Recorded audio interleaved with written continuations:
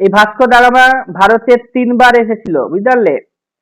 Vasco da Gama ভারতে 3 বার এসেছিল এবং এই প্রশ্ন পরীক্ষাতে আসে। আর কালিকট যে বন্দর আছে, কালিকট বন্দর বা কালিকট পোর্ট, এটা কোথায়? কালিকট কোথায় রয়েছে? কালিকট কোথায় রয়েছে? এটা কেরালাতে রয়েছে। কি বললাম?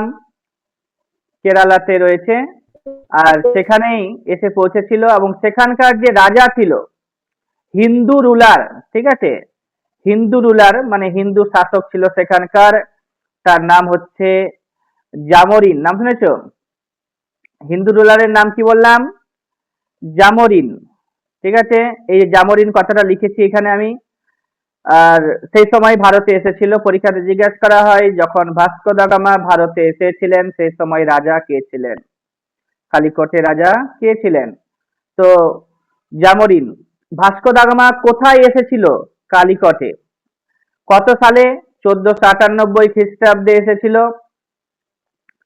তারপরে আরো এসেছে পর্তুগিজরা। তো আলমিরা, ঠিক আছে, আলফানসো ডি, ওটা আলবুকার্ক আর হচ্ছে একটা একজন আলমিরা, ঠিক আছে, ফ্রান্সিসকো ডি আলমিরা। ঠিক আছে, এই আলমিরা হচ্ছে first governor of India. First governor of India. Vasco da Gama এই গভর্নর পোস্ট পায়নি, ও এসেছিল ব্যবসায়িক হিসেবে, চলে গেছে। তারপরে পর্তুগিজরা গভর্নর পাঠাচ্ছে ভারতে। তো হচ্ছে প্রথম গভর্নরের নাম হচ্ছে আলমেরিয়া মানে আলমিরা, ফ্রান্সিসকো ডি আলমিরা। এবং তারপরে যে এসেছে আলফানসো ডি আলবুকার্ক, এখানে আমি আলবুকার্ক নামটা তুলেছি, সে দ্বিতীয় গভর্নর হয়েছিল ভারতের পর্তুগিজদের মধ্যে। এবং ঠিক আছে, আমি তোমাদেরকে একদিন গোয়া পড়িয়েছিলাম। তো গোয়ার যে রাজা ছিল, গোয়ার রাজার কাছ থেকে গোয়াটাকে ক্যাপচার করে নিয়েছিল 1510 খ্রিস্টাব্দে পর্তুগিজরা, মানে আলবুকার্ক। এইটুকুটাই এখানে রেখেছি, পর্তুগিজদের সম্পর্কে এখান থেকে প্রশ্ন আসে, ফেসে যায়। তারপরে আমরা তোমাদেরকে পড়াবো বলেছি, মানে এটা যে আলোচনা শুরু হয়েছে এইখানে আমরা 1850, 1850ও না, 1848 সাল ধরে রাখো, যখন ভারতে ছিল কি নাম যেন, লর্ড ডালহৌসি, যার সময়ে ভারতে কি হয়েছে, যার সময়ে ভারতে হয়েছিল তোমার কি হয়েছিল বলতো, মানে ওকে আমি নগ্ন সাম্রাজ্যবাদী শাসক বলছি। আর তোমার হচ্ছে ভারতে যেটা হয়েছিল সেটা হচ্ছে রেলপথ স্থাপিত হয়েছিল, ঠিক আছে। ভারতে রেলপথ স্থাপিত হয়েছিল কার সময়ে বলতে হবে? তো এটা হচ্ছে তোমার লর্ড ডালহৌসির সময়ে, 1848 সাল থেকে 1856 সাল পর্যন্ত লর্ড ডালহৌসি ভারতে ছিল। শুনতে পাচ্ছ? লর্ড ডালহৌসি, হ্যাঁ বলো। শুনতে পাচ্ছি স্যার। হ্যাঁ ঠিক, 1848 সাল থেকে, মানে শোনো, যে ক্রোনোলজিক্যাল যে ব্যাপারটা, মানে তোমার টাইম টেবিল ইত্যাদি খুব ভালো করে সচেতন হতে হবে। এবং তোমার হচ্ছে ম্যাপ, ঠিক আছে, ভারতের ম্যাপ যদি তুমি, মানে ভারতের ম্যাপ যদি তুমি ঠিকঠাক মতো রপ্ত করতে পারো, তাহলে তুমি যে কোনো সাবজেক্টের উপরে, ঠিক আছে, দখল তোমার খুব ভালোভাবে হবে। ঠিক আছে, দখলকে আমরা কি বলি? অকুপাই করা। ঠিক আছে, প্রত্যেকটা সাবজেক্টে তোমার দখল ভালো থাকবে, হ্যাঁ, অকুপাইটা তোমার ভালো হবে। যাই হোক, আমরা আলোচনা করছি যে লর্ড ডালহৌসি নাম শুনেছি আমরা, নগ্ন সাম্রাজ্যবাদী শাসক বলা হচ্ছে, কারণ এই ভারতে এসে না প্রচুর পরিমাণে প্রভিন্স মানে রাজ্য দখল করে ফেলেছিল। যে সমস্ত রাজ্যগুলি দখল করে ফেলেছিল সেটা আমি আজকে আর বলছি না, জাস্ট নামগুলো বলছি, সালগুলো আর বলছি না, কারণ মনে রাখতে পারবে না। আমি তোমাদেরকে সেটা নোট আকারে দিব, তোমরা দেখে দেখে মুখস্থ করে নেবে, ঠিক আছে। তো যে সমস্ত রাজ্যগুলি দখল করেছিল তাদের মধ্যে সম্বলপুর, জয়পুর রাজস্থানে রয়েছে, ঠিক আছে, তারপরে হচ্ছে তোমার সাতারা, ঠিক আছে, তারপরে হচ্ছে তোমার কি বাঘাট বলে একটা জায়গা আছে, ইত্যাদি অনেকগুলো জায়গা। বলো।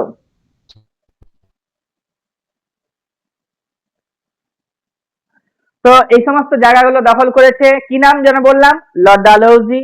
লর্ড ডালহৌসির পরে আসবে লর্ড ক্যানিং। ঠিক আছে, ক্যানিং। ক্যানিং এর সময়ে শুরু হবে কি, মহাবিদ্রোহ 1857 খ্রিস্টাব্দে। ডালহৌসির সময়ে সাঁওতাল বিদ্রোহ হয়েছিল। তারপরে যাদের সম্পর্কে পড়বো, মেয়। হ্যাঁ বলো, কিছু বলছো? বলছি কি, সিপাহী বিদ্রোহ আর মহাবিদ্রোহ কি একই জিনিস? হ্যাঁ হ্যাঁ হ্যাঁ, সিপাহী বিদ্রোহ আর হচ্ছে মহাবিদ্রোহ, ঠিক আছে, একই জিনিস। এবং এই মহাবিদ্রোহ শুরু হয়েছিল 1857 খ্রিস্টাব্দে। এই লর্ড ডালহৌসি যদি না আসতো ভারতে, তাহলে হয়তো সিপাহী বিদ্রোহটা হতো না। লর্ড ডালহৌসি এসে ঝাঁসি, ঠিক আছে, তারপরে হচ্ছে বাঘাট, সম্বলপুর, জয়পুর, সাতারা, হ্যাঁ, তারপরে আরো অনেকগুলো জায়গা দখল করে ফেলেছে, অবধ, হ্যাঁ, সিকিম, এই যে সিকিম রয়েছে, এগুলো সবই দখল করে ফেলেছিল তার সত্য বিলোপ নীতি, ঠিক আছে, সত্য বিলোপ নীতির দ্বারা। যার কারণে কি হয়েছে, এতগুলো রাজ্যের রাজারা মানে হয়েছে, শোষিত হয়েছে, তাদের রাজ্য ছাড়া হয়েছে। যার কারণে, ঠিক আছে, যার কারণে সবাই মিলে একজোট হয়ে সিপাহীরা মানে সৈনিকরা তাদেরকে কার্তুজ যে ইউজ করতে বলেছিল, সেখানে গরু শুকরের চর্বি লাগানো, তোমার হচ্ছে একটা লেবেল থাকতো যে কার্তুজ বার করার জন্য, সেটাকে দাঁতে চিড়ে ওই তোমার রাইফেলে ঢুকাতে হতো, ইত্যাদি বিভিন্ন কারণ ছিল। যার কারণে সিপাহীরাও খেপে গিয়েছিল। সবাই যখন একসাথে খেপে গেছে, তখন সবাই নিজের নিজের মতো করে বিদ্রোহ শুরু করেছিল। এবং এই বিদ্রোহটা অর্গানাইজ ছিল না, ঠিক আছে। এবং এই যে কি নাম যেন, দিল্লির বাদশাহ মানে হচ্ছে মুঘল সম্রাট, সে সময় ছিল দ্বিতীয় বাহাদুর শাহ, তাকে নিয়ে নিল, আর হচ্ছে তাকে রাজা বলে ঘোষণা করলো, আর ঘোষণা করে তারা বিদ্রোহ করতে শুরু করেছে। কিন্তু অর্গানাইজড ওয়েতে তারা বিদ্রোহ করেনি। যার কারণে সিপাহী বিদ্রোহ দমন করতে ইংরেজদের খুব বেশি বেগ পেতে হয়নি, ঠিক আছে, কারণ তার আগে কিছুদিন আগেই রেলপথ স্থাপন করেছিল, কি নাম, লর্ড ডালহৌসি। যার কারণে হ্যাঁ, বেশ কিছু রাজ্যে মানে তারা অস্ত্র শস্ত্র ইত্যাদি ভালোভাবে আহ, নিয়ে যেতে পেরেছিল ইংরেজরা। যার কারণে বিদ্রোহ দমন করতে তাদের খুব একটা সময় লাগেনি, 1 বছরের মধ্যে বিদ্রোহ দমন করে দিয়েছে ঝাঁসির রানী লক্ষ্মীবাই। হ্যাঁ, ঝাঁসির রানী লক্ষ্মীবাই সে মারা গেছে, হিউজ রোজ তাকে মেরে দিয়েছিল। এই ঘটনাগুলো আছে। এবং তারপরে লর্ড ক্যানিং আসবে, এটা বললাম 1848 থেকে 1856 সাল পর্যন্ত। তারপরে ক্যানিং আসবে, 56 থেকে 63 সাল পর্যন্ত থাকবে, ঠিক আছে। তারপরে তোমার এলগিন আসবে, হ্যাঁ, তারপরে হচ্ছে লরেন্স আসবে, ইত্যাদি যারা আসুক না কেন, ওই দুটো আমরা পড়ছি না, পড়তে হবে যার নাম, তো লর্ড মেয়ো, ঠিক আছে, লর্ড মেয়োর নাম শুনেছো? লর্ড মেয়ো 1869 সাল থেকে 1872 সাল পর্যন্ত ভারতে ছিল।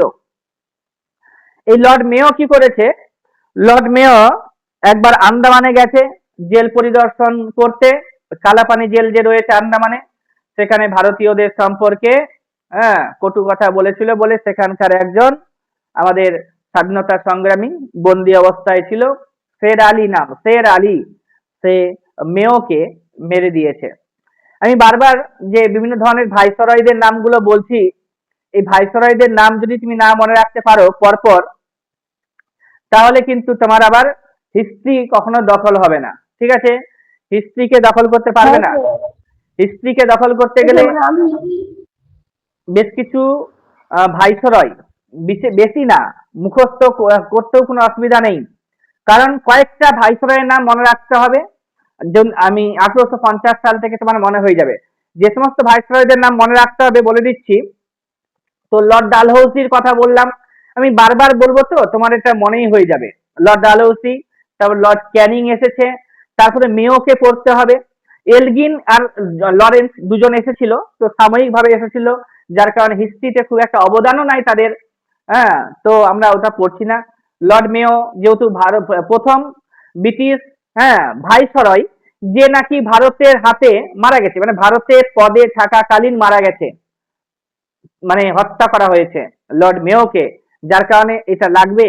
এবং এর সময়ে আজকের যে সেন্সাস, যে কাজটা চলছে এখন 2027 সালে যে সেন্সাস চলছে, এই সেন্সাসে যখন ডেটা আসবে না, তখন তোমাদের পড়াশোনার চাপটা আরো বেশি বাড়বে।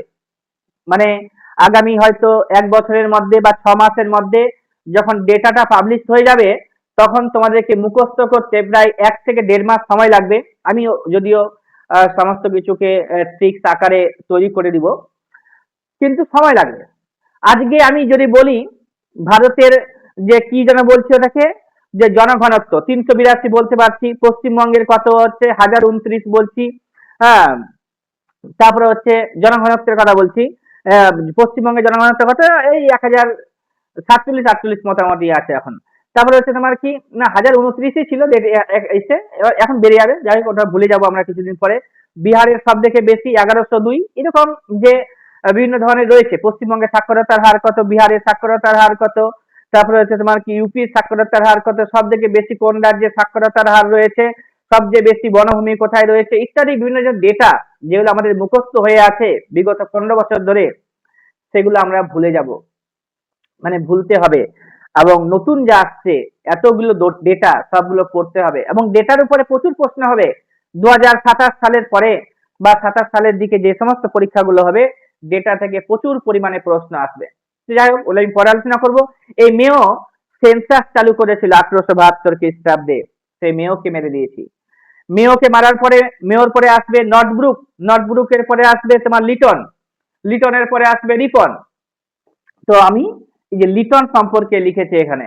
লিটনের সময়কাল দেখে নাও, 1876 সাল থেকে, হ্যাঁ, 1880 সাল পর্যন্ত, 1876 থেকে 1880 সাল পর্যন্ত ভারতে ছিল।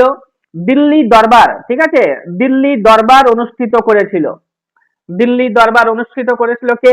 লর্ড লিটন।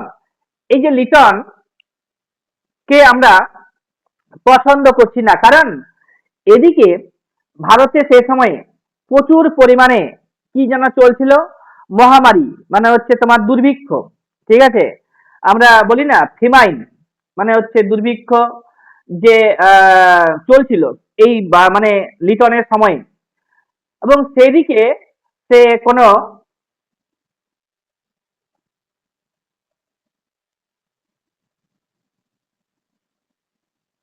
লিটন দুর্ভিক্ষের দিকে কোনো রকমের গুরুত্ব না দিয়ে সে দিল্লি দরবার অনুষ্ঠিত করছে, ইংল্যান্ডের রানী ভিক্টোরিয়াকে, হ্যাঁ, সে মানে অনুষ্ঠান করছে রানী ভিক্টোরিয়ার জন্য, তাকে ভারত সম্রাজ্ঞী বলে ঘোষণা করছে, এমপ্রেস অফ ইন্ডিয়া, ঠিক আছে, ইত্যাদি করছে এই লিটন, যার কারণে ভারতে আহ, নাম করতে পারেনি।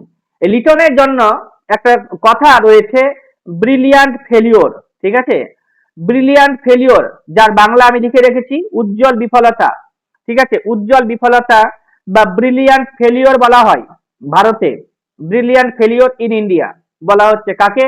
লিটনকে। পরীক্ষাটা আসবে। আর্মস অ্যাক্ট, এটা ছোটখাটো পরীক্ষা, যেগুলো গ্রুপ ডি, তারপরে গ্রুপ সি, এগুলো পরীক্ষাতেও আসে। কোনটা? Arms act. তারপরে হচ্ছে তোমার কি ভারত সম্রাজ্ঞী ঘোষণা করেছিল কে? লিটন, এগুলো পরীক্ষাতে আসবে। ভার্নাকুলার প্রেস অ্যাক্ট, ছোটখাটো পরীক্ষাতেও আসবে, ডাব্লিউবিসি কনস্টেবল ইত্যাদি পরীক্ষাতেও আসবে। তো ভার্নাকুলার প্রেস অ্যাক্ট 1878 খ্রিস্টাব্দে সাল লিখেছি। তারপরে হচ্ছে তোমার কি সিভিল সার্ভিসের বয়স কমিয়ে দিয়েছিল, সেদিন বলেছিলাম যে কত বছর করেছিল, সেটা আমি আজকে বলে দিচ্ছি। 19 বছর ছিল, 21 বছর ছিল, সেটাকে 19 বছরে নিয়ে এসেছিল, লেখা থাকবে এখানে, যদি এখানে লিখিনি। 21 বছর বয়স ছিল, মানে এটা হচ্ছে ম্যাক্সিমাম বয়স 21 বছর ছিল।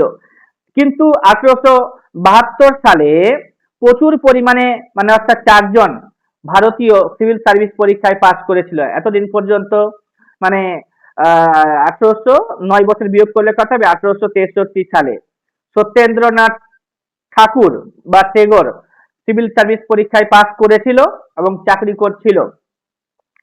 তারপরে 1872 সালে 4 জন পাস করেছে। দেখছে লিটন, লিটন খুব হিংসুক ছিল, তো 4 জন পাস করে গেছে, মানে ভারতীয়রা ইংল্যান্ডে গিয়ে পাস করে যাচ্ছে, তাহলে কি করতে হবে?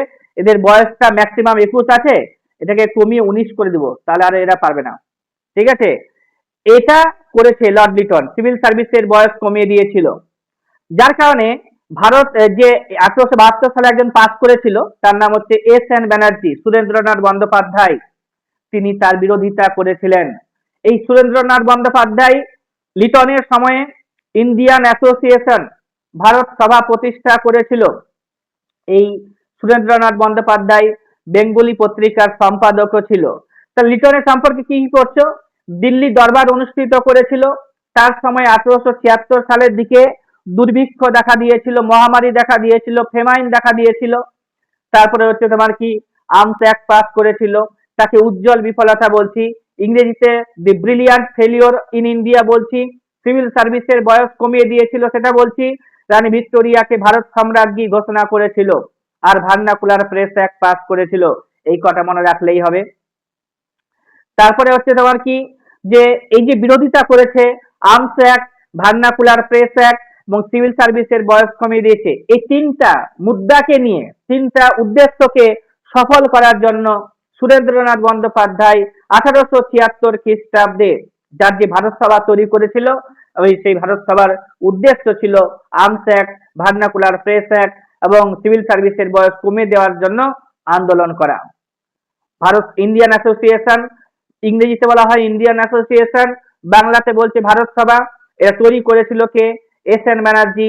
তার বিরোধিতা করেছে, মানে এস এন ব্যানার্জি মানে তার ভারত সভার মধ্য দিয়ে লিটনের যে কার্যকলাপগুলো ছিল সেগুলোর বিরোধিতা করেছে। এগুলো করার জন্য আমরা এস এন ব্যানার্জিকে আবার বলছি কি রাষ্ট্রগুরু বলছি। 1872 সালে এস এন ব্যানার্জি বললামই যে সিভিল সার্ভিস পরীক্ষায় পাস করেছিলেন, লিটনের অস্ত্র আইনের বিরোধিতা করেছিলেন, এছাড়া সিভিল সার্ভিসের বয়স কমিয়ে দিয়েছিল তার বিরোধিতা করেছিলেন, ভার্নাকুলার প্রেস অ্যাক্টের বিরোধিতা করেছিলেন।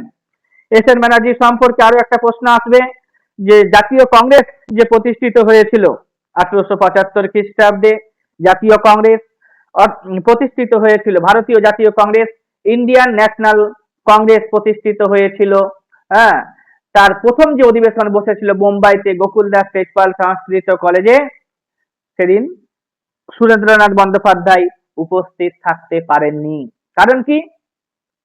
তার যে ভারত সভা, ঠিক আছে, তার মিটিং ছিল কলকাতাতে 1885 খ্রিস্টাব্দে, যার কারণে সে বোম্বাইতে থাকতে পারেনি বলে জাতীয় কংগ্রেস উপস্থিত হতে পারেনি। পরীক্ষাতে আছে নিম্নোক্ত কোন ব্যক্তি প্রথম অধিবেশনে জাতীয় কংগ্রেসের উপস্থিত থাকতে পারেননি? লিটনকে উজ্জ্বল বিফলতা বলছি। তারপরে লিটনের পরে আসবে রিপন, লর্ড রিপন, 1880 থেকে 1884 সাল পর্যন্ত। এ মোটামুটি ভাবে ভালো ছিল, ঠিক আছে, মোটামুটি ভাবে ভালো ছিল। হান্টার কমিশন গঠন করেছিল, এটা প্রাইমারি পরীক্ষাতেও জিজ্ঞাসা করা হয়। কারণ হচ্ছে হান্টার কমিশন হচ্ছে একটা শিক্ষা বিষয়ক কমিশন। হ্যাঁ, শিক্ষা বিষয়ক কমিশন। তো প্রাইমারি শিক্ষকতা বা হচ্ছে মাধ্যমিক প্রাইমারি শিক্ষার সাথে যুক্ত ছিল হান্টার কমিশন। তো এটা হচ্ছে রিপনের সময়ে হয়েছিল। ফ্যাক্টরি আইন, প্রথম ফ্যাক্টরি আইন 1881 খ্রিস্টাব্দে, দ্বিতীয় ফ্যাক্টরি আইন হচ্ছে 1891 খ্রিস্টাব্দে। লিখে রাখেছি, দেখে নাও। 1881 খ্রিস্টাব্দে প্রথম ফ্যাক্টরি আইন হয়েছিল, আর 1891 খ্রিস্টাব্দে দ্বিতীয় ফ্যাক্টরি আইন, ওটা অন্য জায়গায় লিখেছি। আর এই যে সেন্সাসের কথা বললাম, লর্ড মেয়র কথা বললাম, 1872 সালে প্রথম সেন্সাস হয়েছিল, তারপরে 9 বছর পরে, ঠিক আছে। রেগুলার সেন্সাস 1881 সালে, 9 বছর সেন্সাস তো তোমরা জানোই যে 10 বছর পর পর হয়। তো যে দ্বিতীয় সেন্সাসটা সেটা 9 বছর পরে হয়েছিল, 1872 সালে প্রথমটা, ঠিক আছে। আর হচ্ছে দ্বিতীয়টা হচ্ছে 9 বছর যোগ করলে কত হবে? 1881। 1881 টাইম পিরিয়ড টাকার, এই যে দেখতে পাচ্ছ রিপনের, এই রিপনের সময়ে সেন্সাস, দ্বিতীয় সেন্সাস হয়েছিল। তারপর থেকে 10 বছর পর পর হতে ছিল। লাস্ট হয়েছিল 2011 সালে। তারপরে 2021 সালে হওয়ার কথা ছিল, ঠিক আছে। 2021 সালে করোনার জন্য, 2021 সালে করোনার জন্য হয়নি, 2021 সালে করোনার জন্য হয়নি। তো পরবর্তীতে 22-23 সালে করে দেওয়া উচিত ছিল, কিন্তু সরকার সেটাও করতে পারেনি। শেষ পর্যন্ত সালে সেন্সাস করতে এসেছে। তোমরা সবাই সেন্সাস করে নিয়েছো?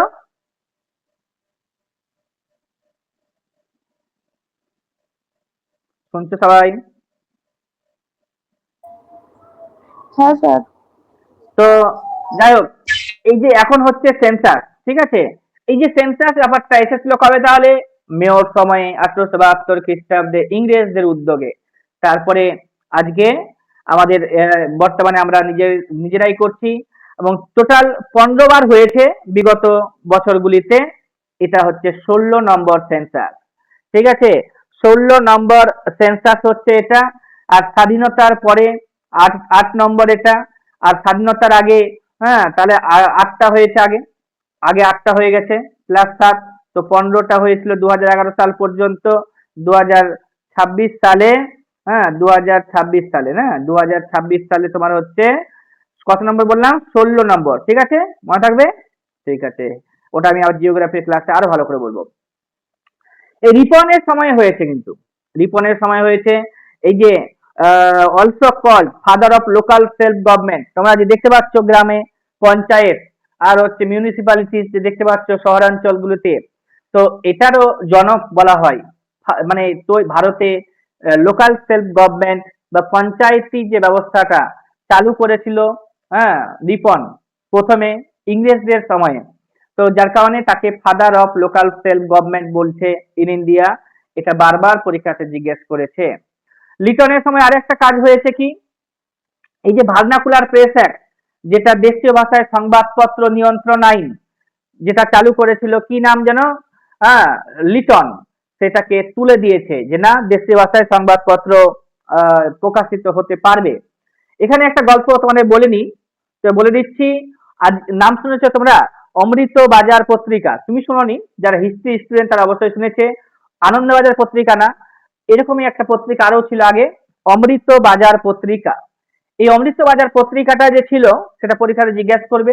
এই পত্রিকা অ্যাংলো বেঙ্গলি, অর্থাৎ বাংলা এবং ইংরেজি দুটো ভাষাতেই প্রকাশিত হতো। বাংলা এবং ইংরেজি দুটো ভাষাতে প্রকাশিত হতো, ঠিক আছে? তো আম, কিন্তু রেগুলার না, মানে বাংলায় প্রকাশিত হতো প্রতিদিনই, আর হচ্ছে সাপ্তাহিক ভাবে প্রকাশিত হতো মনে হয় ইংরেজি সংখ্যাটা।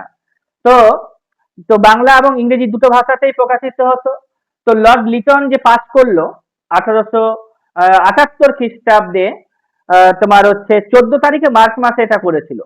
14 তারিখে মার্চ মাসে 1878 সালে ভার্নাকুলার প্রেস অ্যাক্ট, মানে দেশীয় ভাষায় সংবাদপত্র নিষিদ্ধ আইন পাস করার কারণে সমস্ত পত্রিকা হাউসগুলো, প্রেসগুলো বন্ধ হয়ে গিয়েছিল। শুধুমাত্র একটা পত্রিকা, নাম হচ্ছে অমৃত বাজার পত্রিকা, সেই পত্রিকা হাউসটি বা প্রেসটি বন্ধ হয়নি। তোমার হচ্ছে 13 তারিখে মনে হয় লাগু করেছিল। 14 তারিখে যে সংখ্যাটা বেরোলো সেখানে, বা 14 তারিখে আইনটা পাস হলো, 15 তারিখে যে সংখ্যাটা বেরোলো সেটা বাংলাতে না প্রকাশ করে ইংরেজিতে প্রকাশ করতে শুরু করেছিল। যার কারণে অমৃত বাজার পত্রিকা লিটনের যে ভার্নাকুলার প্রেস অ্যাক্ট, হ্যাঁ, থেকে বেঁচে গিয়েছিল। বাকি সমস্ত পত্রিকা হাউসগুলো বন্ধ হয়ে গেছিল। এই যে বন্ধ হয়ে গেল কত সালে? 1878 সালে সেটা পুনরায় আবার চালু হলো 1882 খ্রিস্টাব্দে, 4 বছর পরে, ঠিক আছে, রিপনের আমলে। তারপরে হচ্ছে ইলবার্ট বিল কন্ট্রোভার্সি, এগুলো আমাদের জানতেই হবে। এই যে আমরা আজকে, মানে মানে আজকে না, স্বাধীনতার পূর্বে আমরা কি করতে পারতাম না? ইংরেজরা, ঠিক আছে, ইংলিশরা ভারতে এসে কি করতো? যে বিচার করতো, ঠিক আছে, ভারতে এসে বিচার করতো কাদের? ভারতীয়দের। এবং ভারতীয় তো বেশ কিছু জাজ তৈরি হচ্ছিল, ভারতীয় বিচারপতিরা কিন্তু আবার ইংরেজদের বিচার করতে পারছিল না, ঠিক আছে? তো রিপন বলেছে না, পারবে করতে। যার কারণে যারা ইংরেজ এখানে ভারতে বসবাস করছিল তারা একটা আন্দোলন করেছিল, ঠিক আছে? শেষ পর্যন্ত আন্দোলনের চাপে পড়ে লিটন এই বিলটাকে বাতিল করতে বাধ্য হয়েছিল। বুঝতে পারছো যে ইংরেজদেরকে বিচার করতে পারছিল না ভারতীয় বিচারপতিরা, কিন্তু ইংরেজ বিচারপতিরা ভারতীয়দেরকে বিচার করতে পারছিল। তো এই জন্য ইলবার্ট বিল, সেটাকে বলছি ইলবার্ট বিল, কথাটি কিসের সাথে যুক্ত? পরীক্ষাতে জিজ্ঞাসা করা হয়। বলতে হবে তোমাদেরকে বিচারে সাম্য। কি বললাম? বিচারে সাম্য। এই জিনিসগুলো মনে রাখতে হবে। এই মনে রাখতে হবে যারা কম্বাইন বলছো না, যারা যাদের মনে হচ্ছে আমাদের খুব চাপ হচ্ছে, মানে আরো সহজভাবে পড়তে চাই, তো এরকম কোনো ব্যাপার নাই। যার ব্রেন শার্প আছে, যারা কনসেপচুয়ালি বোঝে, যে সাবজেক্ট যেভাবে পড়তে হয় সেভাবে পড়ে, তাহলে তাদেরকে শুধুমাত্র একবারই গল্প আকারে শুনে নিতে হবে। এবং একবারই বলতে কি 7 বার পড়তে হয় নিয়ম, যেটা 7 বার সে যদি পড়ে নেয় তাহলে আজীবন তার অনেক কিছু জিনিস মনে থাকবে। এবং এগুলো খুবই দরকারি। একজন মানুষ ভালোভাবে মানুষ যদি বলতে চায়, কেউ যদি উপযুক্ত শিক্ষায় শিক্ষিত মানুষ বলতে চাই, তাহলে কিন্তু এগুলো কিন্তু তাদের দরকার আছে। ঠিক আছে? সায়েন্সের যারা ছেলে মেয়ে, তাদেরকেও কিন্তু হিস্ট্রি জানতে হবে, জিওগ্রাফি জানতে হবে, পলিটিক্যাল সায়েন্স জানতে হবে, ইকোনমিক্স জানতে হবে, নাহলে কিভাবে তারা জানবে? এটাকে বলা হয় সোশ্যাল সায়েন্স। সে সায়েন্স পড়েছে কিন্তু সোশ্যাল সায়েন্সের উপরে জ্ঞান রাখা সবারই দরকার। তো যাই হোক, আমি বলছি, তোমরা শুনতে থাকো। আচ্ছা, তাহলে কি কি শিখলাম রিপনের সময়ে? যে এর সময় হান্টার কমিশন গঠিত হয়েছিল 1882 খ্রিস্টাব্দে। আর লিটনের পরে এসেছিল 1884 থেকে, না 1880 থেকে 84 সাল পর্যন্ত তার সময়কাল ছিল। হ্যাঁ, তারপরে ভার্নাকুলার প্রেস অ্যাক্ট, যেটা লিটন পাস করেছিল, সেটাকে সে তুলে দিয়েছে। রেগুলার সেন্সাস, ঠিক আছে, চালু করেছিল রিপন। আর সেন্সাস চালু করেছিল মেও। আর হচ্ছে তোমার ফ্যাক্টরি আইন, প্রথম ফ্যাক্টরি আইন 1881 খ্রিস্টাব্দে পাস হয়েছিল রিপনের সময়ে। ইলবার্ট বিল কন্ট্রোভার্সি, বিচার ব্যবস্থায় যেটা অসাম্য, ঠিক আছে, বিচারে সাম্য দেওয়ার জন্য রিপন চেষ্টা করেছিল 1883-84 দিকে, কিন্তু এটা বাতিল হয়ে যায়। ঠিক আছে? এই ইলবার্ট বিল কন্ট্রোভার্সি বিল স্যার যেটা, শুনতে পাচ্ছি না। শুনতে পাচ্ছ না?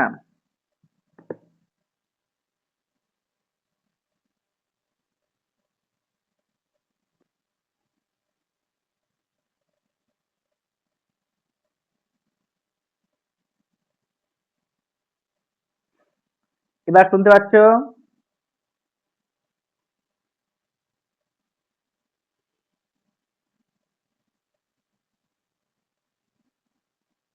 হ্যালো?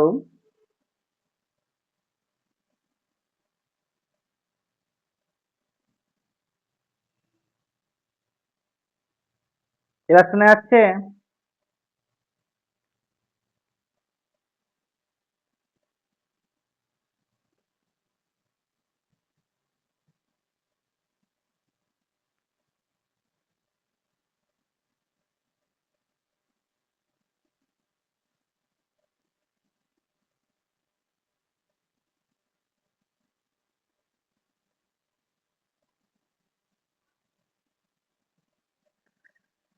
এখন শোনা যাচ্ছে? দেখো তো একবার।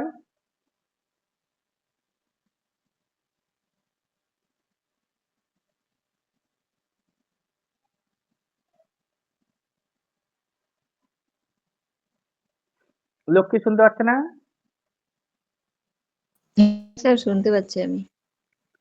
আচ্ছা, হ্যাঁ শুনতে থাকো। রেকর্ডিংও হচ্ছে, বুঝতে পারছো? রেকর্ডিংও হচ্ছে, আমি এটা দিয়ে দিব, তোমরা শুনে নিবে।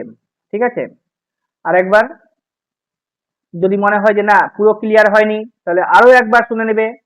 যতবার, যতক্ষণ না পর্যন্ত আমার মতো বলতে পারছো, ঠিক আছে, আমার মতো বলতে শিখে গেলে এই বিষয়গুলো, তাহলে আর অসুবিধা হবে না। মমতা শুনতে পাচ্ছে?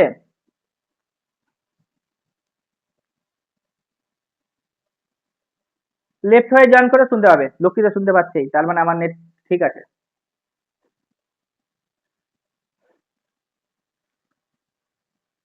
এবার আমি বলছি যে তোমার হচ্ছে ইলবার্ট বিল কন্ট্রোভার্সি 1883 খ্রিস্টাব্দে, এই জিনিসগুলোর সাথে পরিচিতি লাভ করতে হবে কিন্তু।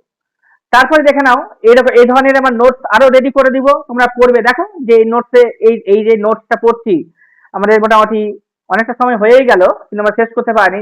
যাই হোক, এখন আমি ছুটবো তাড়াতাড়ি করে। রিপন করে নিলাম। তারপর হচ্ছে কি আইএনসি, ইন্ডিয়ান ন্যাশনাল কংগ্রেস। আর ডাফরিনের সময় আসবে এখন। লিটন, স্যার রিপন, কিছু শোনা যাচ্ছে ডাফরিন। না। তুমি লেফট হয়ে জয়েন করো তো একবার, লেফট হয়ে জয়েন করো। লক্ষ্মী শুনতে পাচ্ছে তো? লেফট হয়ে জয়েন করে নাও।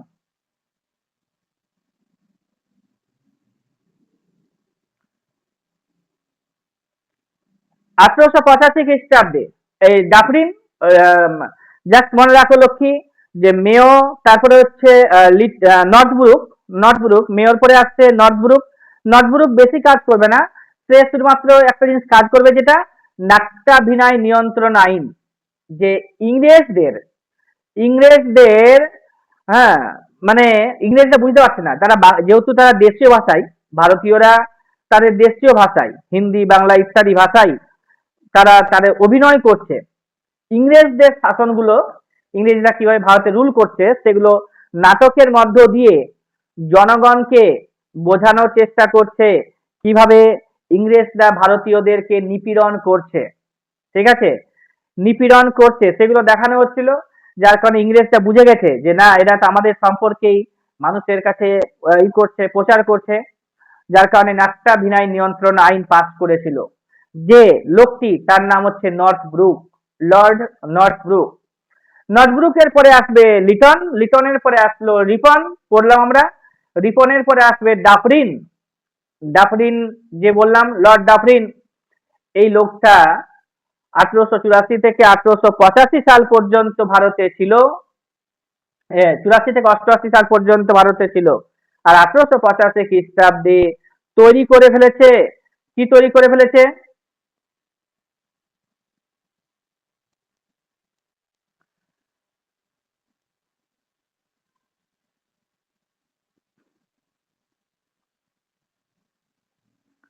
আঠারোশো পঁচাশি খ্রিস্টাব্দে তৈরি করে ফেলেছে Indian national Congress, INC.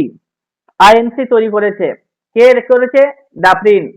বোম্বাইতে Gokuldas Tejpal সংস্কৃত কলেজে 72 জন ডেলিগেটসকে নিয়ে 28 তারিখ থেকে 31 তারিখ পর্যন্ত ডিসেম্বর মাসে জাতীয় কংগ্রেসের প্রথম অধিবেশন বসেছিল 3 দিন। ডক্টর অনিল সিল বলে একজন আছে, যে জাতীয় কংগ্রেসের যে অধিবেশনগুলো 3 দিন করে বসতো, যার জন্য 3 দিনের তামাশা বলে ই করেছে, উক্তি দিয়েছে বা বিদ্রুপ করেছে। তো আমি কে কি বলেছে ভারতের যে স্বাধীনতা সংগ্রাম, বিভিন্ন অর্গানাইজেশন ইত্যাদিকে, সেগুলো আমি আবার লিঙ্ক করাবো। তারপরে হচ্ছে তোমার কি, জাস্ট এখানে বলতে হবে যে জাতীয় কংগ্রেসের ফাউন্ডার কাকে বলছি। তো জাতীয় কংগ্রেসের ফাউন্ডার বলছি A.O. হিউমকে। উমেশ চন্দ্র ব্যানার্জি প্রথম চেয়ারম্যান হয়েছিল। সুরেন্দ্রনাথ বন্দ্যোপাধ্যায়, ঠিক আছে, Surendranath Bandyopadhyay could not participate first meeting, তো এটা আমি একটু আগেই বললাম। দাদাভাই নওরোজি 3 বার জাতীয় কংগ্রেসের চেয়ারম্যান হয়েছিল, 1886, 1893 এবং 1906 খ্রিস্টাব্দে। তারপরে ফার্স্ট ওমেন যিনি জাতীয় কংগ্রেসের চেয়ারম্যান হয়েছিলেন, অ্যানি বেসান্ট, 1917 খ্রিস্টাব্দে। ফার্স্ট ইন্ডিয়ান ওমেন যদি বলি, সরোজিনী নাইডু, 1925 খ্রিস্টাব্দে কানপুর থেকে। Gandhiji became the chairman of INC 1924 Belgaum session, Karnataka. Belgaum session, Belgaum কর্ণাটকে অবস্থিত। বেলগাঁও সেশনে জাতীয় কংগ্রেসের চেয়ারম্যান হয়েছিল একবার। আর ইয়ংগেস্ট চেয়ারম্যানের নাম শুনেছো তোমরা, এগুলো পড়েছো বারবার, মৌলানা আবুল কালাম আজাদ। আর মাইক্রোস্কোপিক মাইনরিটি বলেছে জাতীয় কংগ্রেসকে এই ডাফরিন বলেছে। মাইক্রোস্কোপিক মাইনরিটি বলেছে জাতীয় কংগ্রেসকে, কে বলেছে? ডাফরিন বলেছে। তারপরে আমরা আরো পড়বো জাতীয় কংগ্রেসের পরে লর্ড কার্জন সম্পর্কে পড়বো। এগুলো কার্জন সম্পর্কে লেখা হবে। আজকে যেগুলো আলোচনা লিখে রেখেছি সেগুলোই বলে দিচ্ছি। আমি এখানে একটা চলে যাচ্ছি, তোমার এখানে উপর থেকে শুরু করব, জাস্ট দেখে নাও। তোমরা পড়লে শুনলে লর্ড ডালহৌসির সময়ে কি হয়েছিল? মহাবিদ্রোহ হয়েছিল। কোন আন্দোলন হয়েছিল? মহাবিদ্রোহ হয়েছিল। ডালহৌসির সময় না, ক্যানিং এর সময়ে। আর ডালহৌসি আন্দোলনের বীজ বপন করে গেছিল, ঠিক আছে। আর ডালহৌসির সময় 1885 খ্রিস্টাব্দে হয়েছিল। কি হয়েছিল? কোন বিদ্রোহ হয়েছিল বলে দাও তাড়াতাড়ি। 1885 খ্রিস্টাব্দে ডালহৌসির সময় সাঁওতাল বিদ্রোহ হয়েছিল। 1857 খ্রিস্টাব্দে রিভোল্ট অফ 1857, 1857 খ্রিস্টাব্দের বিদ্রোহ বা মহাবিদ্রোহ বা সাঁওতাল বিদ্রোহ বলছি। তারপরে 1858 খ্রিস্টাব্দে এই আন্দোলনটা বন্ধ হয়ে গেল এবং নতুন একটা আইন পাস হয়েছিল, ভারত শাসন আইন, ঠিক আছে, গভর্নমেন্ট অফ ইন্ডিয়া অ্যাক্ট যেটা বলছি আমরা, গভর্নমেন্ট অফ ইন্ডিয়া অ্যাক্ট বলে, গভর্নমেন্ট অফ ইন্ডিয়া, হ্যাঁ, অ্যাক্ট। তো যাই হোক,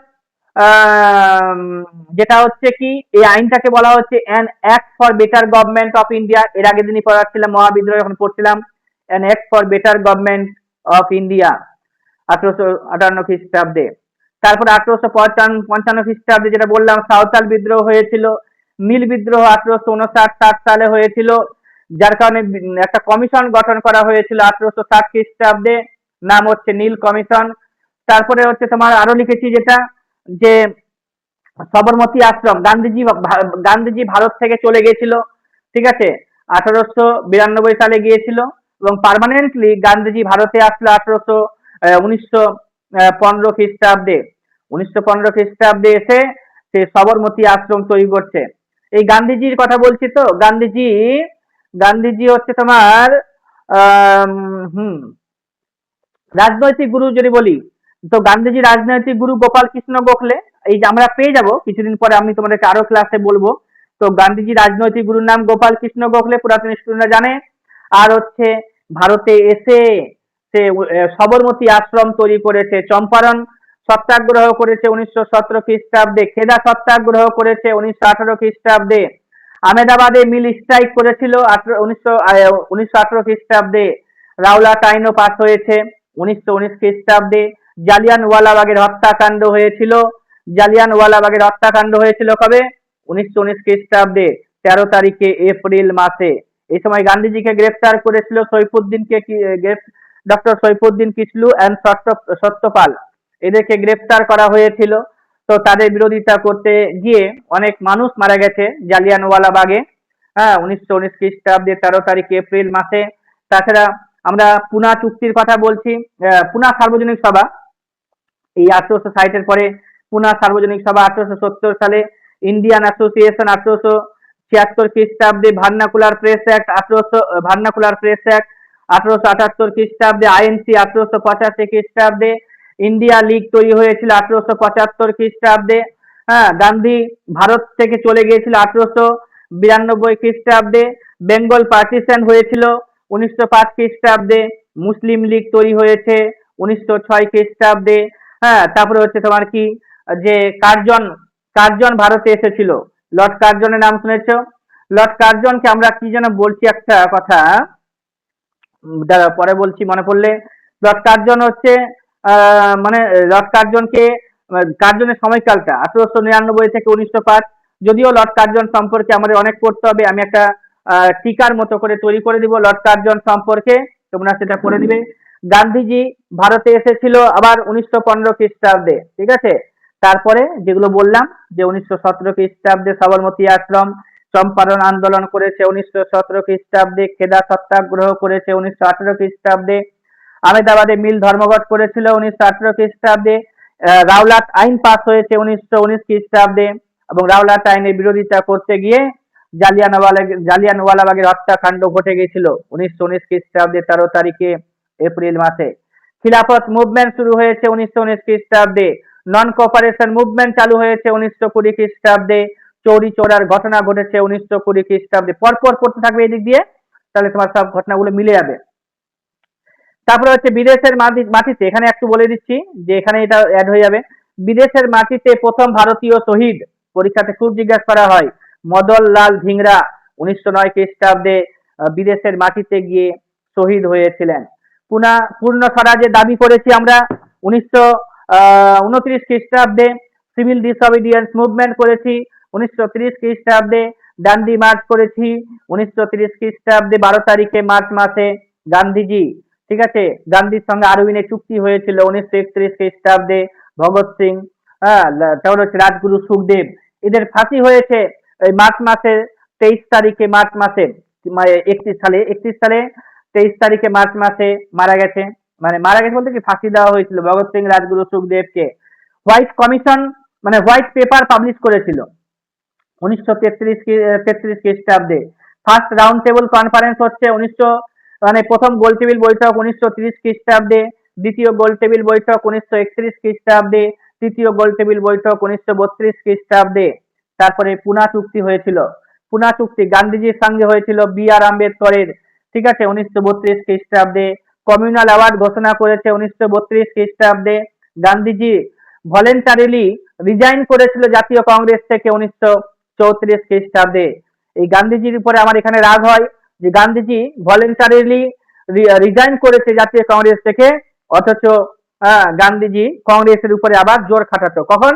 যখন 1938 খ্রিস্টাব্দে, 1939 খ্রিস্টাব্দে সুভাষচন্দ্র বসু জাতীয় কংগ্রেসের চেয়ারম্যান হয়েছিল, তখন গান্ধীজি সরাসরি না থাকতে গেলেও পট্টবী সীতারামাইয়াকে প্রার্থী করেছেন। তো এই জিনিসগুলো ভালো লাগে না, না হলে হয়তো আমরা স্বাধীনতা আরো হয়তো 5-10 বছর আগেই পেয়ে যেতাম, আরো 13 বছর ওয়েট করতে হতো না, ঠিক আছে। তো আমরা পারিনি করতে। আর হচ্ছে তোমার যে 1934 খ্রিস্টাব্দে Babu Rajendra Prasad became the chairman of INC, পরীক্ষাটা জিজ্ঞাসা করেছিল এবারে। আর 1931 খ্রিস্টাব্দে জাতীয় কংগ্রেসের একটা অধিবেশন বসেছিল করাচিতে। 1931 খ্রিস্টাব্দে জাতীয় কংগ্রেসের করাচি অধিবেশন বসেছিল, ঠিক আছে। চেয়ারম্যান ছিল সর্দার বল্লভভাই প্যাটেল। এই সর্দার বল্লভভাই প্যাটেল যদি প্রধানমন্ত্রী হতো এবং আগামী 10 বছর যদি আরো বেঁচে থাকতো, তাহলে আজকে আমরা যে ভারত দেখতে পাচ্ছি সেই ভারত থেকে আরো কিছু ব্রাইট ভারত আমরা হয়তো দেখতে পেতাম, ঠিক আছে। সর্দার বল্লভভাই প্যাটেল ভারতের স্বাধীনতা লাভ করার সময় বেশ বয়স্ক হয়ে গেছিলেন এবং 1950 খ্রিস্টাব্দে মারা গেছেন সর্দার বল্লভভাই প্যাটেল। তার দরকার ছিল আরো ভারতের 10 বছর। সুভাষচন্দ্র বসুকে দরকার ছিল মোটামুটি আরো কিছুদিন। তো যাই হোক, আমরা পাইনি। না হলে ভারত হয়তো আরো অন্যরকম ভাবে দেখতে পেতাম। তারপরে দেখে নাও যে 1934 খ্রিস্টাব্দে রাজেন্দ্র প্রসাদ চেয়ারম্যান হয়েছে। 1931 খ্রিস্টাব্দে করাচি সেশনের কথা বললাম, চেয়ারম্যান হয়েছে, হ্যাঁ, কি নাম যেন, সর্দার বল্লভভাই প্যাটেল। এবং তারা ফান্ডামেন্টাল রাইট, মৌলিক অধিকারের দাবি করেছিল, ডিপিএসপির দাবি করেছিল। তারপরে হচ্ছে তোমার কি যে যেটা বললাম এতক্ষণ আগে লর্ড মেয়র সম্পর্কে, সেখানে আমি একটা লাইন তুলে দিয়েছি, তো এটা আর এখন বলছি না, তোমরা এখানে পড়ে নিবে। তারপর দেখে নাও যে স্বদেশী আন্দোলন চালু হয়েছিল। 1905 থেকে 8 সাল পর্যন্ত স্বদেশী আন্দোলন চলেছিল। সুরাট সেশন হয়েছিল, সুরাট স্প্লিট হয়েছিল 1907 খ্রিস্টাব্দে। মডেলে মিন্টো আইন পাস হয়েছে 1909 খ্রিস্টাব্দে। বাংলা বঙ্গভঙ্গ হয়েছিল 1905 খ্রিস্টাব্দে। ভারতের রাজধানী কলকাতা থেকে দিল্লিতে নিয়ে যাওয়া হয়েছিল 1911 খ্রিস্টাব্দে। বঙ্গভঙ্গ রদ হয়েছে 1911 খ্রিস্টাব্দে। হিন্দু মহাসভা তৈরি হয়েছিল 1915 খ্রিস্টাব্দে ডান্ডি মার্চের সময়, ঠিক আছে। রঘুপতি রাঘব রাজারাম, ঠিক আছে, গানটা শুনেছে কেউ? কেউ শুনেছে গানটি? রঘুপতি রাঘব রাজারাম এই গানটি গেয়েছিলেন, ঠিক আছে। এই গানটি গেয়েছিলেন যিনি, তার নাম হচ্ছে বিষ্ণু দিগম্বর পুরস্কর, ঠিক আছে। বিষ্ণু দিগম্বর পুরস্কর এই গানটি গেয়েছিলেন কোন আন্দোলনের সময়? ডান্ডি মার্চ, অর্থাৎ আইন অমান্য আন্দোলন এর সময়ে। হোমরুল মুভমেন্ট হয়েছিল, যেটা হোমরুল আন্দোলন করেছিল লর্ড তিলক, আর অ্যানিমেশন করেছিল, তিলক আর অ্যানিমেশন করেছিল সর্দার স্যাডলার কমিশন 1917 খ্রিস্টাব্দে। ফাউন্ডেশন অফ স্বরাজ পার্টি, স্বরাজ্য দল তৈরি হয়েছিল 1923 খ্রিস্টাব্দে। তারপরে আরো আছে, দেখে নাও যে তোমার হচ্ছে সাইমন কমিশন গঠিত হয়েছে 1927 খ্রিস্টাব্দে। বাটলার কমিশন গঠিত হয়েছিল 1927 খ্রিস্টাব্দে। নেহেরু রিপোর্ট হচ্ছে 1928 খ্রিস্টাব্দে। হ্যাঁ, জিন্নার 14 দফা দাবি 1929 খ্রিস্টাব্দে। লাহোর সেশন যেটা হয়েছিল জাতীয় কংগ্রেসের তরফ থেকে 1929 খ্রিস্টাব্দে। তারপরে হচ্ছে তোমার কি foundation of Congress socialist party, Acharya Narendra Dev Jayaprakash Narayan তৈরি করেছিল 1934 খ্রিস্টাব্দে। বার্মা ভারত থেকে পৃথক হয়ে গিয়েছিল 1937 খ্রিস্টাব্দে। অল ইন্ডিয়া কিষাণ সভা তৈরি হয়েছে 1936 খ্রিস্টাব্দে। লাহোর রেজলিউশন পাস হয়েছিল। এই জিনিসগুলোর ব্যাকগ্রাউন্ড আছে, আজকে বলছি না এত কিছু, কারণ এই ভিডিও মানে এই যে এই পেজটা আছে সেটাকে যদি আমি বিস্তারিত আলোচনা করি মিনিমাম 3 ঘন্টা সময় লাগবে। তো আমি খুবই স্বল্প সময়ের মধ্যে এই, তোমরা এটাকে বারবার পড়বে, অনেক পড়তে হয়।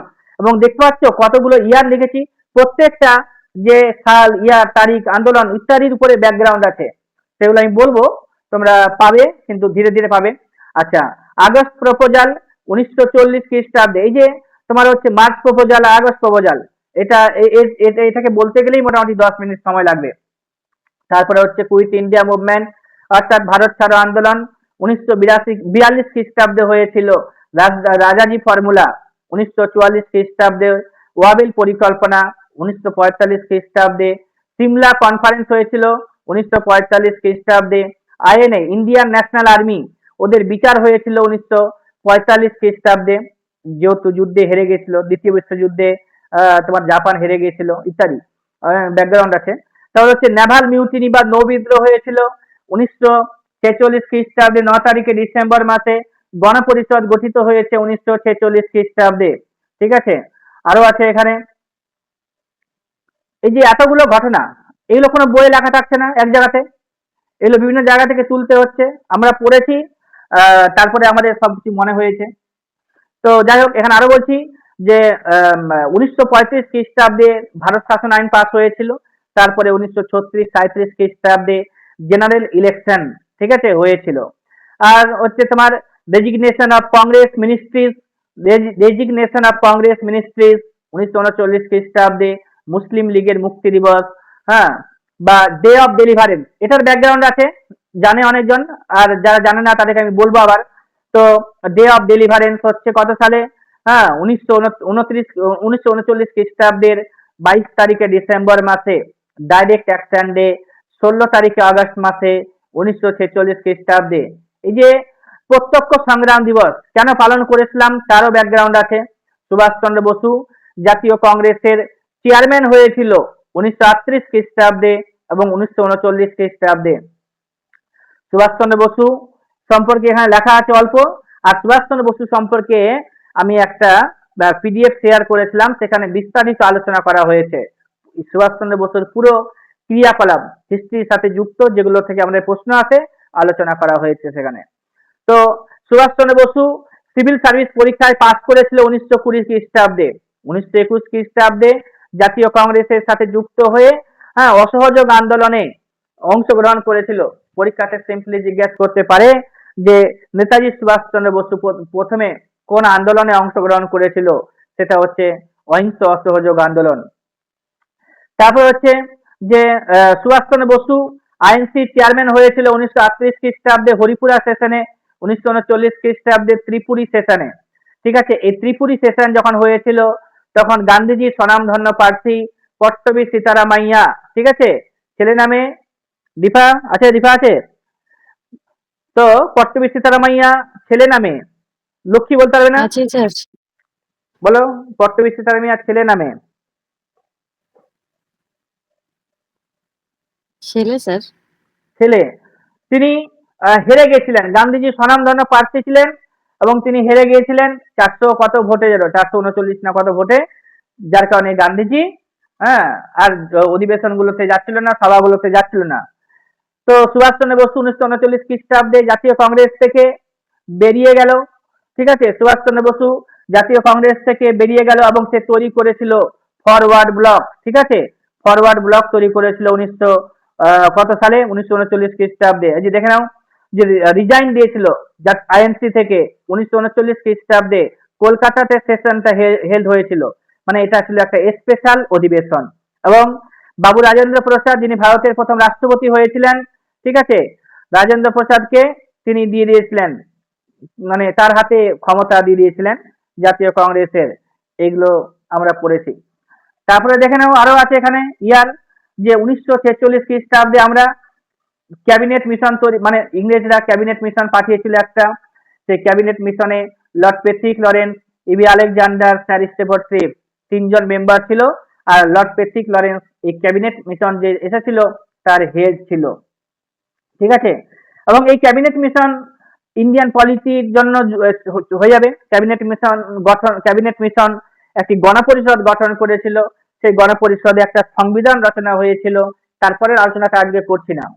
এবার হচ্ছে তোমার দেখে নাও, আরো এখানে আমি লিখেছি, এতক্ষণ পড়লাম ফ্যাক্টরি আইন, বললাম যেটা একটু আগে 1851 প্রথম ফ্যাক্টরি আইন হচ্ছে তোমার তো 1881 খ্রিস্টাব্দে।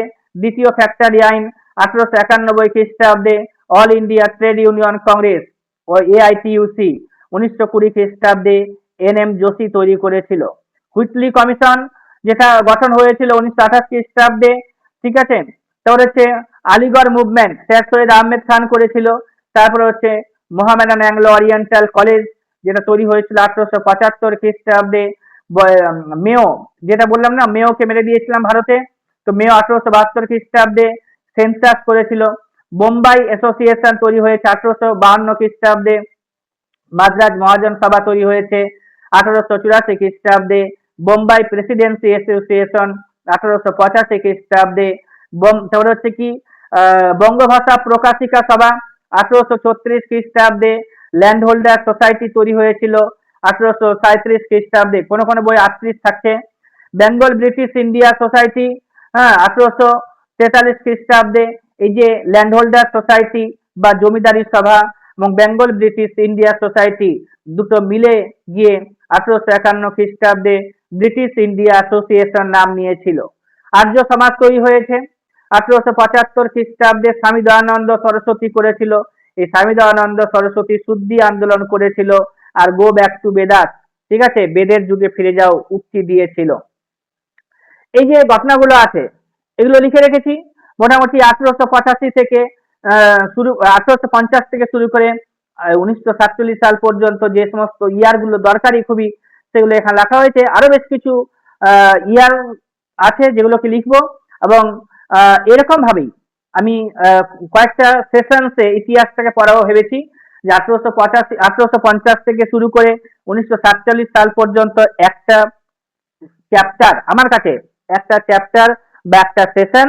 তারপরে 1700 থেকে শুরু করে, ঠিক আছে, 1700 না 1700, হ্যাঁ 1700 থেকে শুরু করবো ওটাকে। 1700 থেকে 1857 সাল পর্যন্ত যে সমস্ত ঘটনাগুলো থাকবে, ইয়ার গুলোকে মুখস্থ রাখতে হবে। বিভিন্ন দেশের সাথে যে যুদ্ধগুলো হয়েছে সেগুলোকে আমি একটা পেজের মধ্যে লিখে রাখবো এবং সেগুলোকে পড়াবো। তারপরে মুঘলটাকে একটা পেজের মধ্যে লিখবো, সেটাকে পড়াবো। সুলতানি দিল্লি সুলতানাত ওটার উপরে লেখা আছে, সেটাকে তোমাদেরকে আমি একদিন পড়িয়ে দেব। আর হচ্ছে এরকম ভাবে চলতে থাকবে। আর এই যে যেটা লেখা হয়েছে এটা তোমাদেরকে মুখস্থ করতে হবে, আমাদেরকে বলতে হবে যে হ্যাঁ স্যার এগুলো সব মুখস্থ হয়ে গেছে আমার, ঠিক আছে, মুখস্থ হয়ে গেছে, এরকম ভাবে বলতে হবে এবং প্রশ্ন সেখান থেকে করা হবে। আরো আছে ব্যাকগ্রাউন্ড, এই যে 3 ঘন্টা থেকে 3.5 ঘন্টা লাগবে পুরো ন্যাশনাল মুভমেন্টের উপরে আলোচনা করতে। আর হচ্ছে তোমার যেগুলো পরীক্ষাটা আছে সেগুলোর জন্য বলছি, প্রিলিমিনারি অবধি, বিসিএস পরীক্ষার প্রিলিমিনারি অবধি, মেন্সের জন্য আরো 3 ঘন্টা পড়তে হবে। তার মানে 6 থেকে 7 ঘন্টা পড়লে ভালো করে, হ্যাঁ, ঠিক একদম পয়েন্ট টু পয়েন্ট মোটামুটি হবে।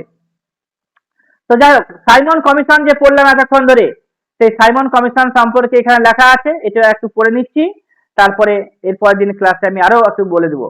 তো যাই হোক, সাইমন কমিশনটা একটু বলেই দিই যখন লেখা আছে এখানে। তো সাইমন কমিশন খুব মজা লাগবে, দেখে নাও যে সাইমন কমিশনের নারা কি ছিল। নারা মানে বুঝো, স্লোগান, ঠিক আছে, সাইমন গো ব্যাক, নারা ছিল সাইমন গো ব্যাক। তারপরে হচ্ছে তোমার কি 50,000 জনগণ। এই বলে দিচ্ছি একটু আগে আরো, সাইমন কমিশন তৈরি হয়েছে 1927 সালে, ভারতে এসেছে 1928 সালে। এটি একটি সাংবিধানিক কমিশন, সব লেখা আছে, তার আগেও বলে দিচ্ছি এটি একটি সাংবিধানিক কমিশন। ভারতের জন্য একটা সংবিধান রচনা করতে হবে, এই ধরনের একটি আশ্বাস নিয়ে এসেছিল, ঠিক আছে, সাইমন কমিশন। এবং এই সাইমন কমিশন ইংল্যান্ডে গঠিত হয়েছিল 1927 খ্রিস্টাব্দে। আর হচ্ছে এটা নভেম্বর মাসে 1927 খ্রিস্টাব্দে গঠিত হয়েছিল। ভারতে সাইমন কমিশন এসেছে 3 মাস পরে, 1928 খ্রিস্টাব্দের 3 তারিখে ফেব্রুয়ারি মাসে বোম্বাইতে এসে পৌঁছেছিল। এবং ভারতীয়রা বুঝে গেছিল যে সাইমন কমিশনে কোনো ভারতীয় নেই, এবং সাইমন কমিশনের যে ইংরেজদেরকে তো আমরা বিশ্বাস করতাম না কোনোদিনও, তো আমরা বিশ্বাস করি না, কারণ জানি ইংরেজরা কখনো ভারতের ভালো করতে আসবে না। কারণ ইংরেজরা বা কোনো বিদেশি শক্তি কোনো দেশের ভালো তখনই করতে পারে যখন সেই দেশ থেকে, হ্যাঁ, তারা পালিয়ে যায়। তো ইংরেজরা ভারতের ভালো সেদিনই করেছে, বা ইংরেজরা ভারতের ভালো সেদিনই করেছে, লাস্ট আলটিমেট যদি ভালো করে থাকে, এইটুকুটা বলতে চাই। তাহলে 1947 খ্রিস্টাব্দের 15 আগস্টে, এবং তার আগে যতবারই এসেছিল বিভিন্ন ধরনের ঢপ প্রপোজাল ইত্যাদি নিয়ে এসেছিল তাদের স্বার্থে। তো এই ধরনেরই একটা কমিশন, সাইমন কমিশন গঠিত হয়েছিল। এই সাইমন কমিশন গঠিত যে হবে 1927 খ্রিস্টাব্দে না হোক 1929 খ্রিস্টাব্দে যে গঠিত হবে সেটা পূর্বে 10 বছর আগেই বলা হয়েছিল। 1919 খ্রিস্টাব্দে একটা আইন পাস হয়েছিল, নাম হচ্ছে তার মডেলিমিন্টো শাসন সংস্কার। মডেলিমিন্টো শাসন সংস্কার পাস হয়েছিল 1919 খ্রিস্টাব্দে, এবং সেই আইনটা মডেলিমিন্টো না Montagu Chelmsford, Montagu Chelmsford. Montagu Chelmsford. Morley Minto 1909 খ্রিস্টাব্দে, আর মন্টেগু চেমসফোর্ড যেটা 1919 খ্রিস্টাব্দে পাস হয়েছিল। হ্যাঁ, এবং এই যে আইনটা সেটা লাগু হয়েছিল 1921 খ্রিস্টাব্দে। এই সময় বলা হয়েছিল 10 বছর পরে একটা কমিশন গঠন করব, এবং এই আইনটা যে করা হলো সেই আইনের ভুল ভ্রান্তিগুলোকে তুলে ধরা হবে এবং সেগুলোকে সংশোধন করা হবে। এই কাজের জন্য সাইমন কমিশন গঠন করা হয়েছিল 1927 খ্রিস্টাব্দে। ক্লিয়ার? এবং এই সাইমন কমিশনকে আমরা ভারতীয়রা বিশ্বাস করিনি বলে সাইমন গো ব্যাক স্লোগানে ভারতকে মুখরিত করেছিলাম, বোম্বাই প্রভিন্সকে মুখরিত করেছিলাম 1927 খ্রিস্টাব্দে 28 খ্রিস্টাব্দে। কারণ সাইমন কমিশন ভারতে এসেছিল 28 খ্রিস্টাব্দে 50,000 জনগণ নিয়ে বোম্বাইতে তাদের জাহাজ এসেছিল, এবং 3 তারিখে ফেব্রুয়ারি মাসে 1928 খ্রিস্টাব্দে আমরা সাইমন গো ব্যাক স্লোগান দিয়ে বিরোধিতা করেছিলাম। কালো পতাকার বিক্ষোভ দেখা হয়েছিল এখানে, কালো পতাকায় সাদা অক্ষরে লেখা সাইমন গো ব্যাক দিয়ে আমরা বিরোধিতা করেছি। এই সাইমন কমিশন গঠিত হয়েছিল 1927 খ্রিস্টাব্দে নভেম্বর মাসে 8 তারিখে ইংল্যান্ডে। ভারতে এসেছে সাইমন কমিশন 1928 খ্রিস্টাব্দে 3 তারিখে ফেব্রুয়ারি মাসে। এই সাইমন কমিশন রিপোর্ট পেশ করেছে 1930 খ্রিস্টাব্দে। টোটাল মেম্বার ছিল 7 জন। ঠিক আছে, সাইমন কমিশনের টোটাল মেম্বার কত? 7 জন, এবং 7 জনেই হচ্ছে ইংরেজ, যার কারণে এটাকে সাদা মানুষদের কমিশন বা হোয়াইট কমিশন বলছি, লেখা আছে এখানে। তো they are all British member. 4 জন সাইমন হেড ছিল, এবং এই 4 জন সাইমন ইংল্যান্ডের জন্য তোমাদেরকে মনে রাখতে হবে 3টি পার্টি। ভারতে কতগুলো পলিটিক্যাল পার্টি রয়েছে? ভারতে কতগুলো ন্যাশনালিস্ট পলিটিক্যাল পার্টি কতগুলো রয়েছে? তো এখন মনে হয় 5, 6, 7টি আছে। ঠিক আছে, 7টি না 6টি আছে। তো এটা দেখতে হবে, কারণ কেউ কেউ তাদের গুরুত্ব হারিয়েছে ন্যাশনালিস্ট পার্টি বা ন্যাশনাল পার্টি হওয়ার জন্য। তো আমরা ইংরেজ যেহেতু হিস্ট্রি পড়ছি এবং এদের পড়ছি ইংলিশদের, তো এখানে 3টি পার্টি ছিল। একটা হচ্ছে লিবারাল পার্টি, একটা হচ্ছে কনজারভেটিভ পার্টি, আর একটা হচ্ছে Labour Party. Liberal Party, Conservative Party, আর হচ্ছে তোমার কি লিবারাল, কনজারভেটিভ আর লেবার পার্টি। তো এখানে 3টি পার্টিরই সদস্য ছিল 7 জনের মধ্যে। তো 4 জন সাইমন, সে হচ্ছে লিবারাল পার্টি, উদার নৈতিক দল। এই লোকটি একজন আইনজ্ঞ ছিল, মানে হচ্ছে তার ল এর উপরে তার পড়াশোনা ছিল, এবং সেখানকার সে বুদ্ধিজীবী বলা হতো তাকে। এবার তাছাড়া লেবার পার্টি থেকে 2 জন ছিল, লেবার পার্টি থেকে 2 জন ছিল। তাদের মধ্যে একজন হচ্ছে ক্লিমেন্ট অ্যাটলি। এই ক্লিমেন্ট অ্যাটলি যখন আমাদের ভারত স্বাধীনতা লাভ করেছিল সেই সময় ক্লিমেন্ট অ্যাটলি বিপিএম ছিল, মানে ব্রিটিশ প্রাইম মিনিস্টার ছিল, ইংল্যান্ডের প্রধানমন্ত্রী হয়েছিল ক্লিমেন্ট অ্যাটলি লেবার পার্টি থেকে। ঠিক আছে, তার মানে এটাই বলছি যে আমরা তোমাদেরকে প্রশ্ন করতে পারি, ভারত যখন স্বাধীনতা লাভ করেছিল সেই সময় ইংল্যান্ডে কোন পার্টি রুলিং পার্টি ছিল? তো ইংল্যান্ডে সে সময় লেবার পার্টি ছিল। আর হচ্ছে তৃতীয় চার্লস, হ্যাঁ, 3rd চার্লস সে সময়কার কি ছিল বলে দাও দীপা, বলতে পারবে? লাইনে আছে? 3rd চার্লস সেই সময়কার কি ছিল বলে দাও? যে রাজা ছিল, ইংল্যান্ডের রাজা শাসন চলছে, রাজা ছিল। এবং 4 জন কনজারভেটিভ পার্টি থেকে ছিল। কারণ হচ্ছে কনজারভেটিভ পার্টি থেকে বেশি ছিল এই কারণে, কারণ 1924 থেকে 1929 সাল পর্যন্ত, ঠিক আছে, 1929 সাল পর্যন্ত কনজারভেটিভ পার্টি ইংল্যান্ডে রুল অবস্থায় ছিল, মানে রুলিং পার্টি ছিল। এবং no one member from India, Bharat থেকে কাউকে নেয়নি সাইমন কমিশনে, সেটা বলেছি। আর যার কারণে এটাকে আমরা হোয়াইট কমিশন বলছি। এবং সেই সময় দুইজন ভারতীয় ইংল্যান্ডের যে পার্লামেন্ট রয়েছে সেখানে উপস্থিত ছিলেন। একজন হচ্ছে কাউন্সিল অফ মিনিস্ট্রিতে ছিলেন মিস্টার সাকালাটওয়ালা, আর একজন ছিল রাজ্যসভাতে, তার নাম হচ্ছে লর্ড সিনহা। ঠিক আছে, লর্ড সিনহা, এসপি সিনহা, না এসপি সিনহা, হ্যাঁ এসপি সিনহা, সত্যেন্দ্র প্রসন্ন সিনহা, এসপি সিনহা, যাকে আমরা লর্ড সিনহা বলি। তো সে উপস্থিত ছিল সে সময়ে কোথায়? ব্রিটিশ পার্লামেন্টে, রাজ্যসভাতে ছিল। আর পার্লামেন্ট জানোই লোকসভা এবং রাজ্যসভাকে নিয়ে গঠিত হয়। আর লোকসভাতে যে ছিল, লোকসভার মেম্বার ছিল মিস্টার সাকালাটওয়ালা, সে আবার সেখানকার যে কাউন্সিল অফ মিনিস্টার যে তৈরি করা হয়েছিল সেখানকারও মেম্বার ছিল, অর্থাৎ কোন একটা মন্ত্রী ছিল সেই সময়। এবার হচ্ছে তোমার কি, যে this commission headed by sir John Simon, যেটা একটু আগে বলেছি, the British prime minister then the British prime minister was Stanley Baldwin from Conservative Party. তোমাকে বলে দিলাম যে 1924 থেকে 1929 সাল পর্যন্ত ইংল্যান্ডে কনজারভেটিভ পার্টি ছিল। ভারত সচিব ছিল সে সময়কে বার্কেন হেড। ঠিক আছে, বার্কেন হেড কনজারভেটিভ পার্টি থেকে। আর হচ্ছে স্যান্ডার্সকে, এবার হচ্ছে একটা গল্প আছে এখানে, এই যে আমরা যে বিরোধিতা করতে গিয়েছিলাম, দাঁড়াও এখান থেকে শুরু করি আবার, যে এই কমিশন দাবি জানিয়েছিল, কি করেছিলাম, যে এই কমিশন দাবি জানিয়েছিল, এই যে সাইমন কমিশন তৈরি করেছি আমরা, আমরা না ব্রিটিশরা, তো সাইমন কমিশন তৈরি করতে হবে এই ধরনের একটা দাবি জানিয়েছিল লর্ড রিডিং। এই লর্ড রিডিং এর সময়কাল 1921 থেকে 1926 সাল পর্যন্ত ছিল ভারতে। এই রিডিং দাবি জানিয়েছে একটা কমিশন গঠন করার জন্য, কিন্তু কমিশনের নাম যে সাইমন কমিশন হবে এরকমটা না। কারণ সাইমন কমিশন নামটা কেন হয়েছে তুমি জানোই, যে এই কমিশনের হেড ছিল স্যার জন সাইমন। ঠিক আছে, যার কারণে এই কমিশনের নাম হচ্ছে সাইমন। অন্য কোনো ব্যক্তি থাকতে গেলে তার নামে যদি হতো তাহলে সেই নামটা হতো, এবং হয়তো কোনো ব্যক্তির নাম না দিয়েও হতে পারতো। তো যাই হোক, তো রিডিং একটা কমিশনের দাবি জানিয়েছিল, কিন্তু তৈরি হয়েছিল এই কমিশন আর উইনের সময়ে। কার সময়ে তৈরি হলো? আর উইন।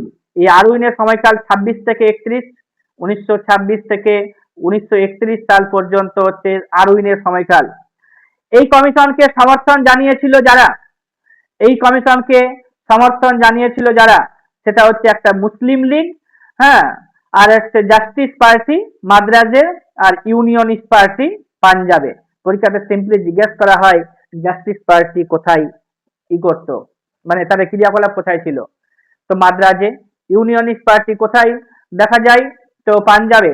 আর যে এই যে আরউইনের কথা বললাম, রিডিং এর কথা, রিডিং হচ্ছে লিবারাল, কারণ 1921 থেকে 26 লিবারাল পার্টি মানে গভর্নর ছিল, সরকারে ছিল, না থাকলেও রিডিং হচ্ছে লিবারাল, আর হচ্ছে আরউইন হচ্ছে কনজারভেটিভ পার্টি থেকে।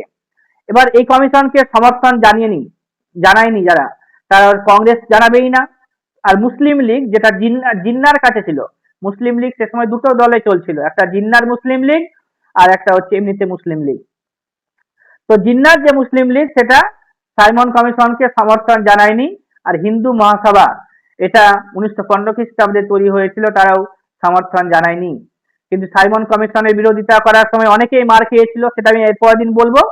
আর লালা লাজপত রায়ের কথা বলে দিচ্ছি, লালা লাজপত রায় কিন্তু মারা গিয়েছিলেন পুলিশের লাঠির আঘাতে। এই লালা লাজপত রায়কে মারার জন্য নির্দেশ দিয়েছিল জেমস স্কট আর স্যান্ডার্স এবং আদার্স পুলিশরা লালা লাজপত রায়কে মেরেছিল। আর লালা লাজপত রায়ের মাথাতে প্রচন্ড আঘাত লেগেছিল। এবং কত তারিখে মেরেছিল? তো মেরেছিল হচ্ছে তোমার 30 তারিখে অক্টোবর মাসে, 30 তারিখে অক্টোবর মাসে 1928 খ্রিস্টাব্দে, 17 দিন পরে, অর্থাৎ 17 তারিখে নভেম্বর মাসে 1928 খ্রিস্টাব্দে লালা লাজপত রায় মারা গিয়েছিলেন। এবার লালা লাজপত রায়কে মারলো কে? স্যান্ডার্স। পুলিশ লাঠির আঘাত করেছিল স্যান্ডার্সকেও ছাড়া হয়নি। 1 মাস পরে স্যান্ডার্সকে হত্যা করে দেওয়া হয়েছিল 17 তারিখে ডিসেম্বর মাসে 1928 খ্রিস্টাব্দে। অ্যাসেম্বলিতে বম্বিং করেছিল, ঠিক আছে, দিল্লির যে কেন্দ্রীয় আইনসভা সেখানে বম্বিং করা হয়েছিল 1930 খ্রিস্টাব্দে 8 তারিখ এপ্রিল মাসে। কে করেছিল? ভগৎ সিং এবং বটুকেশ্বর দত্ত। লর্ড আরউইন ভারতীয়দেরকে, এবার যে সাইমন কমিশনে তো 7 জন মেম্বার ছিল ইংরেজ, ভারতীয় একটাকেও নেওয়া হয়নি। কেন নেওয়া হয়নি? কারণ লর্ড আরউইন যে সে সময় ভাইসরয় ছিল 26 থেকে 31 সাল পর্যন্ত, সেই লোকটি বলে দিয়েছিল যে কোনো ভারতীয়কে নিতে হবে না। এইরকম একটা প্রপোজাল পাঠিয়েছিল, অ্যাডভাইস করেছিল। ঠিক আছে, এই হলো আমাদের আজকের আলোচনা হিস্ট্রির উপরে। তোমরা এরপর দিন আবার পাবে ক্লাস। শুনলে? তোমাদেরকে কেমন লাগলো শুনতে?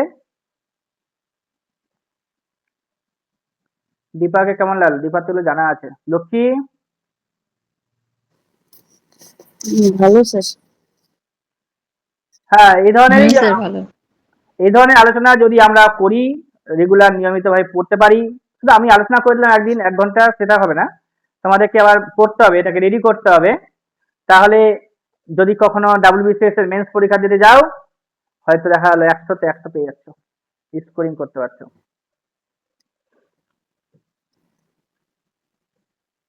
জানা দরকার আছে। আইএস পরীক্ষা যারা দেয় তারা তো আরো বেশি পড়তে হয়, ওদেরকে আরো বেশি পড়তে হয়। আমরা নয় অল্পই পড়ছি। দেখছি না, ওই যে ছেলেটা একটা জয়েন করছিল 2-3 দিন আগে, ভয়ে পালিয়ে গেছে যে আর এগুলো কি পড়াচ্ছে। আর এগুলো সবার মাথায় ঢুকবেও না, মোটামুটি একটা লেভেল পর্যন্ত মাথা না থাকতে গেলে তৈরি, ঢুকবেও না। খুব সহজও না হিস্ট্রিটা, খুব ভারীও না। ইন্ডিয়ান পলিটি যেটা আছে, ইন্ডিয়ান পলিটিকে আর্টিকেল মুখস্থ মানুষের হয় না, যার কারণে মানুষ কি করে ইন্ডিয়ান পলিটিকে মানে খুবই খারাপ সাবজেক্ট বলে। আবার যদি যারা টেকনিক্যালি পড়ে, তোমাদের কাছে মনে হয় ইন্ডিয়ান পলিটিটা অত বেশিও ভারী হবে না, মনে হচ্ছে না, কিন্তু অনেকের কাছে এটা অনেকটাই খারাপ সাবজেক্ট, ইন্ডিয়ান পলিটি। বুঝতে পারছো? ইন্ডিয়ান জিওগ্রাফি তো অনেকের কাছে খারাপ মনে হতে পারে, জিওগ্রাফি মাথা গোল হয়ে যায়, কিন্তু আমরা একটু টেকনিক্যালি পড়ছি বলে ইন্ডিয়ান জিওগ্রাফিকে আমরা যে কখনো পড়েনি, সে যদি ঠিকঠাক ভাবে মন লাগিয়ে পড়তে বসে তাহলে সেও পারবে। তোমাদেরকে একটা কাজ দেওয়া হবে। হিমালয় পর্বতের নাম শুনেছো? কে কে শোনেনি হিমালয় পর্বত? যখন হিমালয় পর্বত ছিল না, যখন হিমালয় পর্বত ছিল না, সেই সময় বলতে হবে কোথায় ছিল, ভারতের অবস্থান কোথায় ছিল। আর হিমালয় পর্বত তো ঘর্ষণ, টক্কর বা হ্যাঁ মানে সংঘর্ষের কারণে তৈরি হয়েছে। তোমরা বলতে পারবে হিমালয় পর্বত কতবার সংঘর্ষ হওয়ার কারণে তৈরি হয়েছে, কতবার সংঘর্ষ হয়েছে হিমালয় পর্বত তৈরি হতে? প্লেটগুলো যে ছিল অঙ্গারা ল্যান্ড আর গান্ডোয়া ল্যান্ডের প্লেটগুলো কতবার টক্কর খেয়েছে বা সংঘর্ষ করেছে, জানা আছে কারোর? আর হিমালয় পর্বত তৈরি হওয়ার আগে ভারত কিন্তু 33 সাগরের উল্টো দিকে ছিল, কি ঠিক না? ওখানে একটা সাগর ছিল, কি নাম? 33 সাগর।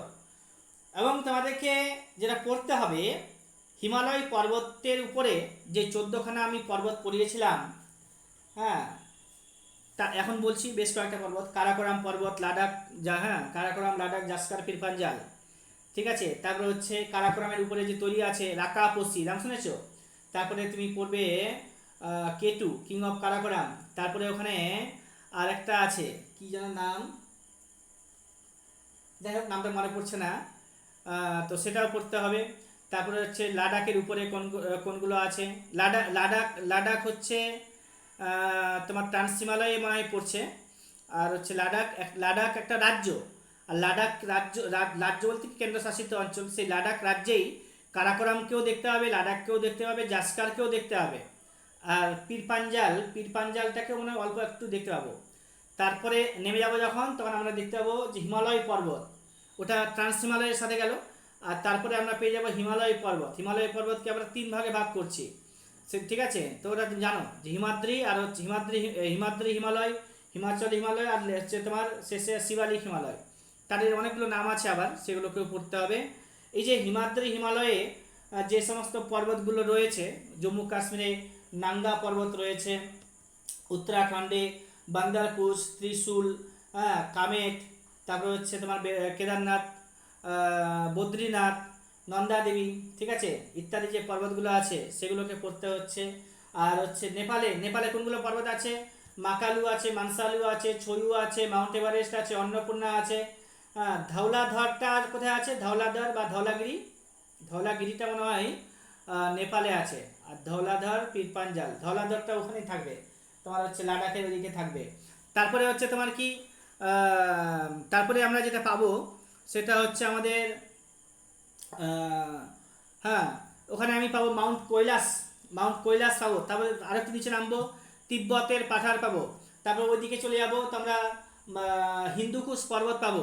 তার উপরে আমরা পেয়ে যাচ্ছি কি যেন তোমার হচ্ছে পামির মালভূমি, পৃথিবীর ছাদ যেটাকে বলছি, ওইটা পাচ্ছি। তারপরে আমরা এদিকে চলে আসি যদি, যে নেপালকে অতিক্রম করে সিকিমে আসবো, সেখানে আমরা পেয়ে যাবো কোন পর্বত বলে দাও? সিকিমে আসতে গেলে আমরা পেয়ে যাচ্ছি কাঞ্চনজঙ্ঘা পর্বত। সিকিমের পরে চলে যাবো আসামে, পাচ্ছি না। আসামের পরে ওদিকে চলে যাচ্ছি, আমরা পেয়ে যাচ্ছি যেটা আহ, হ্যাঁ, নামচা বারুয়া, অরুণাচল প্রদেশে। আর নামচা বারুয়ার উপরে আরেকটা পর্বত আছে, নামটা মনে পড়ছে না, ওটাকেও পড়তে হবে, ওটাও হিমাদ্রিতেই অবস্থান করছে, মনে আছে কারণ? তারপরে হচ্ছে তোমার কি নিচে আমরা পাবো রেংমা হিলস, ডাফলা, মিরি, আওয়ার, মিসমি, এগুলো শিবালিকে পাবো। তো যেগুলো বললাম নাম, এগুলো হচ্ছে তোমার কি হিমাদ্রি হিমালয়ে আছে। তারপরে হচ্ছে তোমার হিমাচল হিমালয়, সেখানে পাবো। তারপরে শিবালিক হিমালয়ে পাবো। তো এই ধরনের ইন্ডিয়া কিসের হিমালয় পর্বতকে পড়বো। তারপরে দক্ষিণ ভারতে যে সমস্ত পর্বত আছে, পাঠার আছে, সেগুলোর নাম পড়তে হবে। কোন কোন নদী বয়ে গেছে, কোন কোন নদী হিমালয় থেকে সৃষ্টি হয়েছে, এগুলোকে তোমাকে প্রতিনিয়ত যারা মোটামুটি ভালো পড়াশোনায় শিখেছে, যাদের এগুলো কনসেপ্ট তৈরি হয়ে গেছে, তাদেরকে কিন্তু সবসময় এগুলো নিয়ে চর্চা করা উচিত। সবসময় চর্চা করলে কি হবে, যে এই জিনিসগুলোকে সহজ মনে হবে, জল মনে হবে। এই বলার সময় কোনো কনফিউজ থাকবে না, মানে হচ্ছে কনফিউজ থাকার কথাই না, যেহেতু আমরা চাকরি পেতে চাইছি। তো অলওয়েজ আমাদেরকে পড়তে হবে, যে জিনিসটা আমাদের মনে থাকে না সেটাকে বারবার পড়তে হবে। আর হচ্ছে কি, যেই জায়গাটা, যেই টপিকটা আমরা বলতে চাইবো, একদম অনর্গল বলতে পারবো, অনর্গল বলতে পারবো। হ্যাঁ, কোনো কনফিউজ থাকবে না, কোনো কনফিউশন হবে এটা ভুলে গেছি এরকমটা, যে আমি বললাম দু একবার, সেটাও থাকবে না, কারণ পড়তে থাকতে হবে। তারপরে মনে হবে নিজেদেরকে expert of the expert, teacher of the teacher, শিক্ষক যারা আছে তাদের শিক্ষক মনে হবে। এই যে আমি তোমাদেরকে বললাম এতগুলো হিস্ট্রি নলেজ, অনেক স্কুলের স্যার যারা আছে তারাও হয়তো এতগুলো ইনফরমেশন মনে রাখে না। যারা অ্যাসপিরেন্ট আছে তারা কিন্তু মনে রাখবেই ভালো ভালো, কিন্তু স্যাররাও এত কিছু মনে রাখে না, ওরা বই দেখে পড়া দেবে। তোমার হচ্ছে সেকেন্ডারি স্কুলের যারা টিচাররা আছে, কি বুঝলে? তাহলে তোমরা কি teacher of the teacher, expert of the expert, এই ধরনের টাইটেলগুলো নিতে হবে তোমাদেরকে। তো যা আমাদের রুটিনে আর কি ছিল আজকে? হিস্ট্রি করতে সময় লাগলো। আর আছে কারেন্ট অ্যাফেয়ার্স, তোমাদেরকে একটা কারেন্ট অ্যাফেয়ার্সের পিডিএফ শেয়ার করেছিলাম, তুমি পড়েছো?